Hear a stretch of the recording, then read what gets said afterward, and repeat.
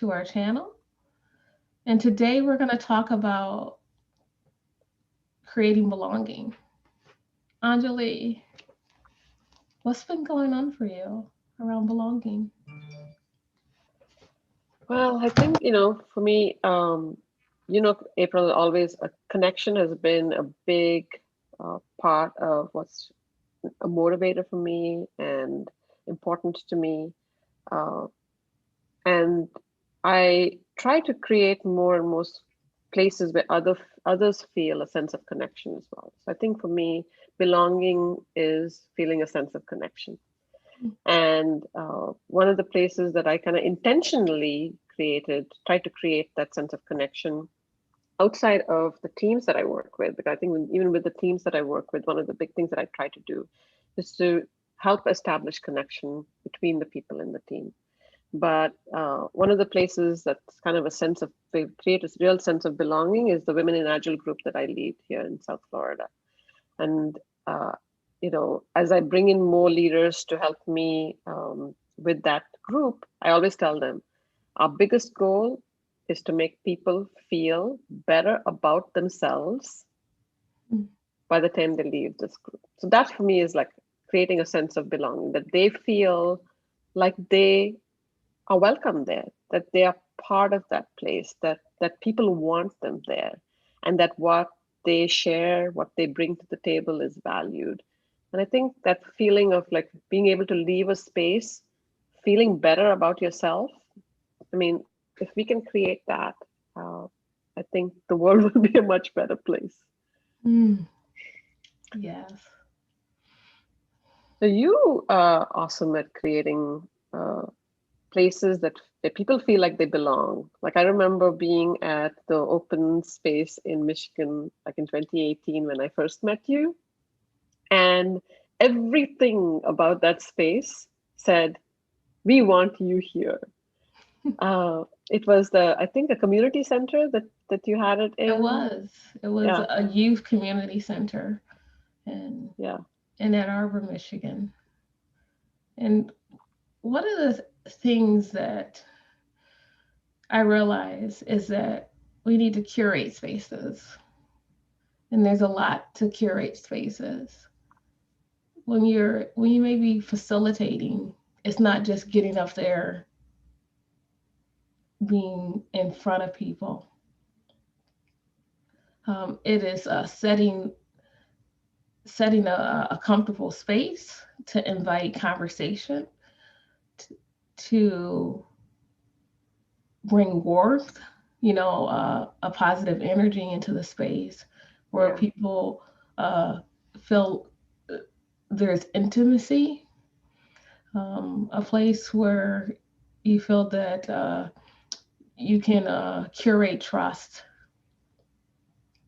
So is there And anything like specific you do to be intentional about creating that kind of an environment or space? hmm, I guess the best thing is that normally I'm not opposed to moving furniture, right? Yeah. There's a art to the space.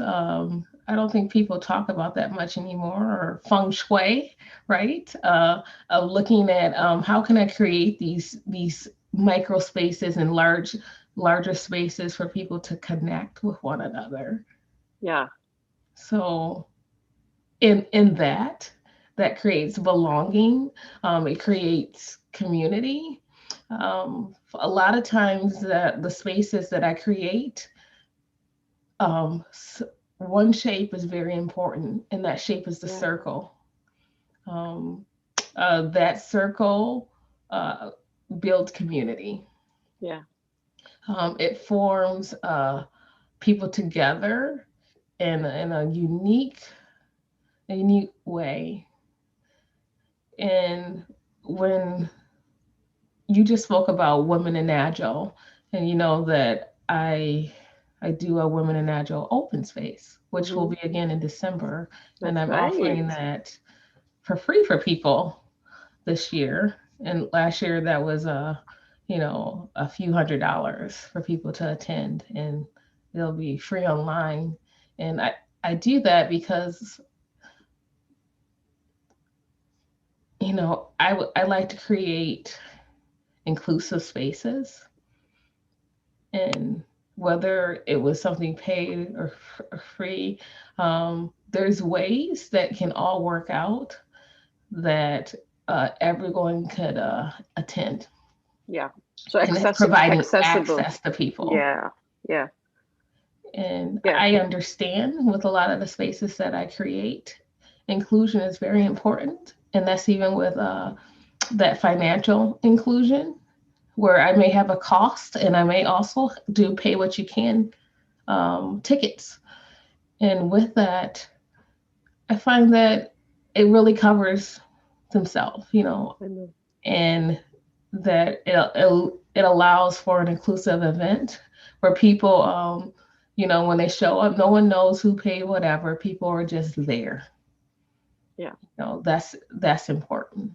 Yeah. For the Yeah. event I'm doing, like this one, say it's free, and then we also offer people to donate. Some people donate, some people don't. Like everyone's is in a precarious situation during this pandemic. Incomes have been affected. Some people have, um, uh, they lost income. They're taking it a lot less, and some people have zero income. That should not impede people's opportunity to grow themselves. Totally. Yeah, I like that idea of creating environments where people can just join for free, and then giving people choice to donate, Hmm. and kind of make it where they can contribute when they're able. I kind of try to do that even with my classes. I kind of have a slightly different model, but I always have different rates for like nonprofit organizations and people in transition. Many times I keep some spots open for free for people who cannot afford it, so that I can have that inclusive space. So I think we can do this in whatever it is that we are doing, whether it is a community of practice that we are running, or an event like yours, or any opportunity to make things accessible to as many people as possible. Yeah. So actually, It's I have a question Go about the ahead. circle, because I know that, like, the first time I walked into an open space environment, that's I know exactly what you mean about the circle, right? The feeling that nobody is above anybody else. They are all Hmm. equal, and that circle allows for that. Like for many years, even our dining room table was always a circle, and even in that space, it can make a difference in terms of how everybody feels included. But the question I want to ask you is, what tips do you have? Because in a physical space, it's easy to pull chairs in a circle and have that feeling. Hmm. How do we create that same feeling in a virtual environment? Because I've been trying different things around that. So I'm curious about what you have come up with, if you have. Well, there are a few things that I do in the virtual environment to help create that circle, to build that connection.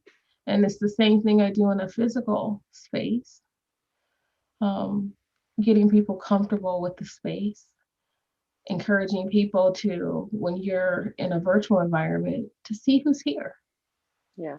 Mm, read their names. If it's like a large, scroll through the multiple screens. I normally also do, short breakouts that are smaller so people can connect. And if you swap that up a little bit, that start building that community in that circle. right. Yeah. People begin to bring themselves off mute, and it brings life into the space. Um, Oh, I that's a love that. connection. So you're slowly growing that community, and that the idea of a circle is is not simply physical, but it's mental here.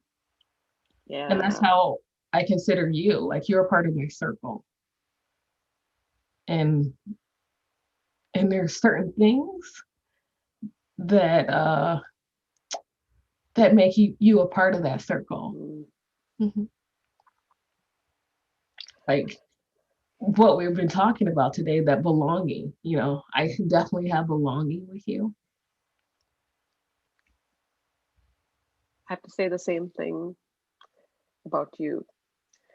And I think it's the feeling, like I didn't realize it until you said in a virtual environment, we want to see each other. And I think of a sense of belonging is a sense of being seen. Mm, And I think that's what we have with each other. yeah. We can see each other.